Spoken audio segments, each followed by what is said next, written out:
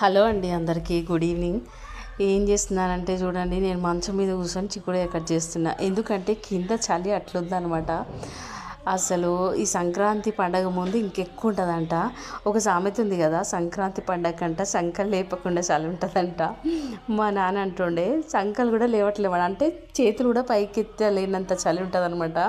ఇట్లా ముదురుకొని ఉంటామట, అంత చలి ఉంటుందట ఈ చలికాలం అయితే. సో చలి అయితే చాలా ఉంది. కింద బండలు అయితే ఇట్లా ఐస్ లాగా ఉన్నాయి అనమాట. సో అందుకే మంచం మీద కూర్చొని చిక్కుడుకాయ కట్ చేస్తున్నా.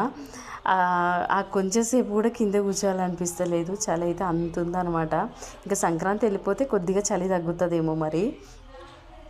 చలికాలం వస్తే చల్లగా ఉందంటాం, ఎండాకాలం వస్తే అబ్బా వేడి వేడి అంటాం కదా. నేనంటే గిట్టని వాళ్ళు ఈ వీడియో చూసిరనుకోండి, అబ్బో ఎంత స్టైల్ కొడుతుంది అనుకుంటారు. ఏంటంటే ఎవరైనా అట్లా చేస్తారు, కానీ నచ్చని వ్యక్తి చేస్తే మాత్రం అబ్బో అని అంటారు. ఏమో ఈ వీడియో చూస్తే మరి ఎవరేమంటారో తెలియదు, కానీ నేనైతే చూపించేస్తున్నాను ఇట్లా కూర్చున్నాను. ఎందుకు అట్లా చెప్పాలనిపించింది అది అనమాట అండి. వీడియో నచ్చితే లైక్ చేయండి, కామెంట్ చేయండి, నా ఛానల్ని సబ్స్క్రైబ్ చేయండి. చాలామంది వీడియో చూస్తున్నారు కానీ లైక్స్ మాత్రం అస్సలు రావట్లేదు. వీలైతే ఒక లైక్ చేయండి, అలాగే కామెంట్ కూడా చేయండి.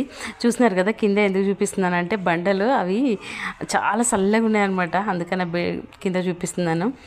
ఇంకా నచ్చని వాళ్ళు ఏమైనా అనుకోండి, మీకు నచ్చితే మాత్రం మీరు లైక్ చేయండి, అట్లాగే కామెంట్ చేయండి. మీరు కూడా ఇట్లాంటి పనులు చేస్తారా? మంచం పైన కూర్చొని ఆకుకూరలు వేయడం, కూరగాయలు కట్ చేయడం చేస్తారా చెప్పండి.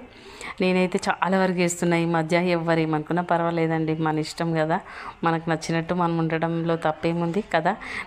నేనంటే నచ్చిన వాళ్ళు మాత్రం ఖచ్చితంగా అనుకుంటారు, కొందరు ఉన్నారు అనుకుంటే అనుకోనివ్వండి, ఏముంది కదా. ఓకే అండి, బాయ్. మరి సంక్రాంతి పండగ పనులు ఎంతవరకు వచ్చాయి? అప్పలు స్టార్ట్ చేశారా అందరూ? మళ్ళీ ఒక నెక్స్ట్ వీడియోలో కలుస్తాను. బాయ్ మరి.